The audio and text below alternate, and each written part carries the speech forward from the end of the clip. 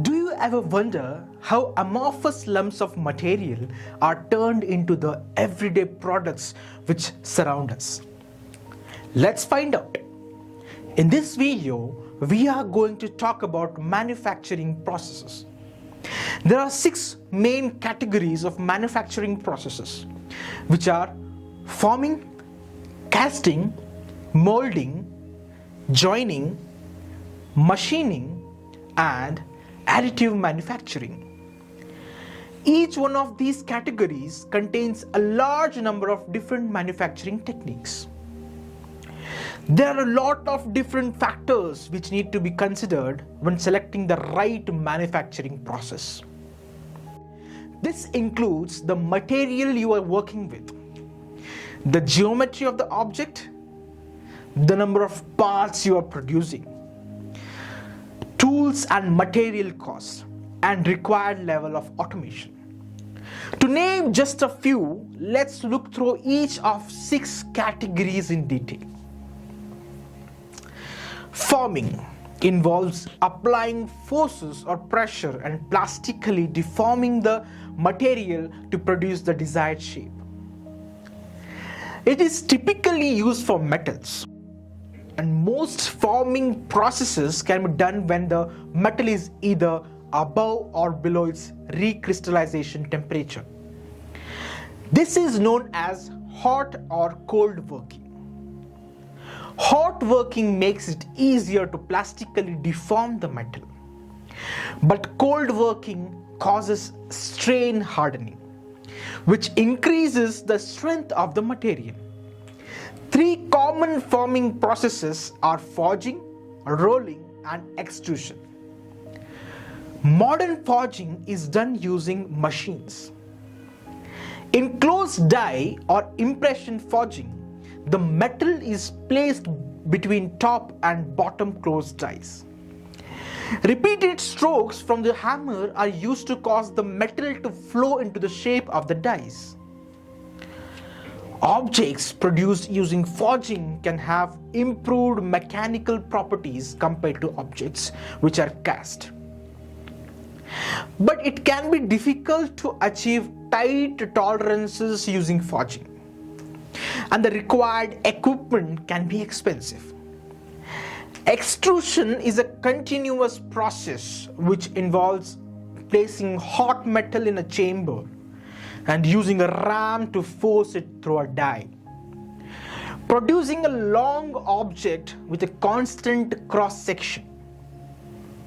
Extrusion provides an excellent surface finish and can achieve very tight tolerances, but it is only suitable for producing 2-dimensional shapes.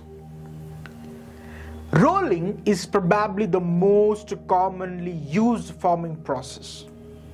It involves passing metal between 2 or more rollers, which apply pressure and reduce thickness. More complex products like I-beams can also be manufactured by rolling. Rolling can result in improved mechanical properties and can be automated, which makes it good for large-scale production. But tooling costs tend to be high and it can't be used to produce very complex shapes. Let's move on to the next category of manufacturing processes, that is casting. Casting involves pouring molten metal into a mold and allowing it to solidify.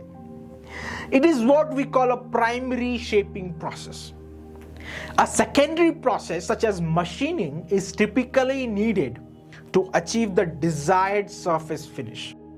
Like forming, casting is most commonly used for metals. 3 common types of casting are die casting, sand casting, and investment casting. In die casting, molten metal is forced into reusable metal dies at high pressure. Once the molten metal has solidified, it is removed from the mold. Die casting is mostly used for non-ferrous metals like aluminium and zinc, which have low melting temperatures. It provides an excellent surface finish and can achieve very tight tolerances. But startup costs tend to be high. So it is only really suitable for large production runs. In sand casting, a pattern is used to create a single-use mold from damp sand.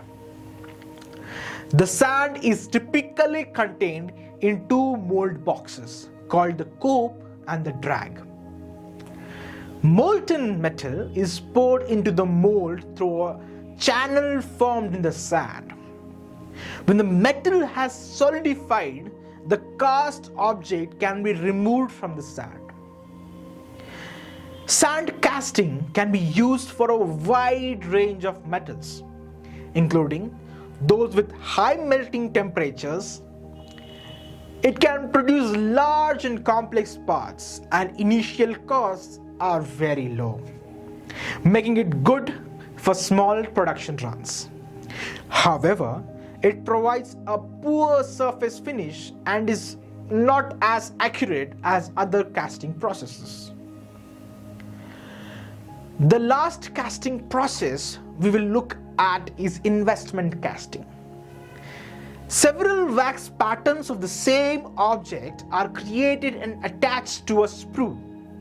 The wax tree is dipped into a slurry to create a ceramic mold. Heat is applied to melt out the wax. Molten metal is then poured into the ceramic mold. And once the casting has cooled, the mold is broken off. Investment casting is good for parts with complex geometry and can achieve tight tolerances. But it is an expensive and time-consuming process. Molding is very similar to casting. It involves shaping a liquid or pliable material using a mold. Most of the time, molding is used for forming plastics. Typical molding processes are injection molding, compression molding, and blow molding. Let's look at the first two. Injection molding is the most commonly used manufacturing method for plastics. Polymer granules are fed into the hopper and a screw is used to pass the material through a heated cylinder. Before it is forced at pressure into the mold, injection molding is mostly used for thermoplastics, which are polymers which soften when they are heated and harden when they are cooled. It is a very fast process and can be fully automated, meaning labor costs are low.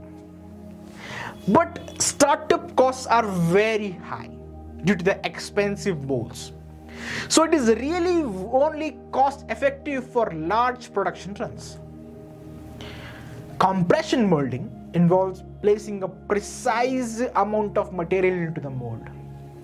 The mold is closed and pressure and temperature are applied. Compression molding is mostly used for thermosets, which are polymers which irreversibly harden when heated. Tooling costs are relatively cheap, making it good for small production runs. But it is quite a slow process and is not well suited for complex designs. So far, we have only looked at material deformation processes. Machining is a material removal process where a tool is used to remove material from a larger object. It is often used for secondary shaping when the part has already been formed using a primary process like casting. Machining can be used for a wide range of materials, including metals, plastics, and wood. Examples of machining include drilling, turning, and reaming. Drilling is the cutting of a normal circular hole by pressing a rotating drill bit through a solid object, and turning is the use of a cutting tool to shape a rotating workpiece. Now let's move on to the next category. Joining involves combining multiple separate components into a larger assembly. Like machining, joining is a secondary process. Welding, riveting, brazing, soldering, and fastening are all different types of joining processes. Welding uses extremely high heat to fuse distinct metal parts together. Unlike soldering and brazing, the base metal melts during welding. The final category is additive manufacturing, which involves adding material to build up the desired object, typically one layer at a time. 3D printing, selective laser sintering, and vat polymerization are examples of additive manufacturing processes. For 3D printing, a computer is used to successfully build up an object layer by layer. 3D printing is a slow process, and the range of materials which can be used is limited. As a result, it tends to be used for prototyping rather than for mass production. That's it for this introduction to manufacturing processes.